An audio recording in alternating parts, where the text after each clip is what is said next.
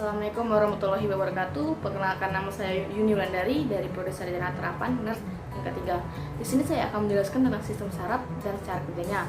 Sistem saraf pusat terdiri dari otak, medula spinalis, dan saraf yang terkait mengontrol gerakan frontal. Struktur otak dibagi menjadi cerebrum, batang otak, dan sistem limbik. Selanjutnya saya akan menjelaskan tentang cerebrum, batang otak, dan sistem limbik. Yang pertama yaitu cerebrum. Cerebrum dibagi menjadi dua hemisfer, sebuah lobus, dan struktur yang ditemukan di kedua belahan otak kecuali di kelenjar pinealis. Corpus callosum merupakan jalur yang menghubungkan dua hemisfer dan mengkoordinasi fungsi kedua hemisfer tersebut.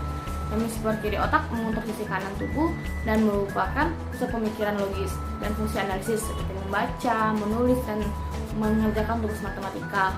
Kemudian hemisfer kanan otak merupakan pusat berpikir kreatif, intuisi, dan kemampuan estetik serta mengontrol sisi kiri tubuh.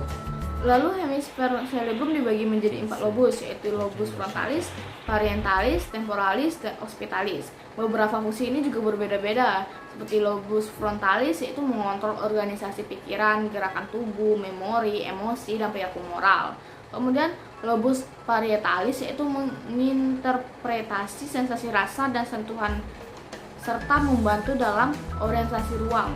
Kemudian kalau lobus temporalis ini merupakan pusat sensasi emosi, penghidung, pendengar, emosi, dan investasi emosi. Kemudian lobus occipitalis ini membantu dalam mengordinasi penyusunan bahasa dan interpretasi visual seperti persepsi yang dalam.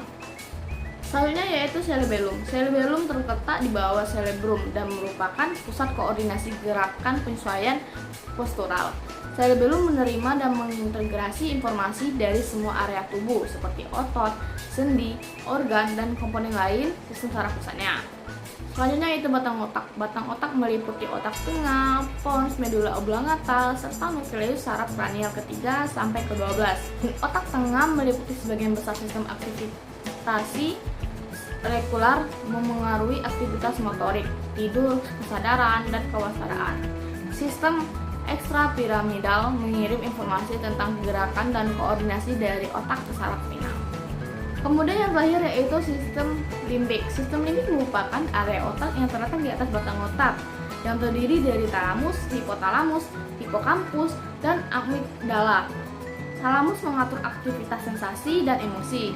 Kemudian hipotalamus terlibat dalam pengaturan suhu tubuh, pengontrolan nafsu makan, fungsi endokrin, dorongan seksual, dan perilaku impulsif yang terkait dengan perasaan marah, mengamuk, atau gembira. Lalu hipokampus dan amigdala terlibat dalam bangkitkan emosi dan memori. Kemudian gangguan sistem limbik ini menyebabkan berbagai gangguan jiwa seperti kehilangan memori dan penderita demensia atau pengontrolan emosi dan impuls yang buruk pada perilaku manik atau psikotik. Baiklah, itulah penjelasan dari saya tentang sistem saraf dan cara kerjanya. Terima kasih telah menonton. Bye-bye.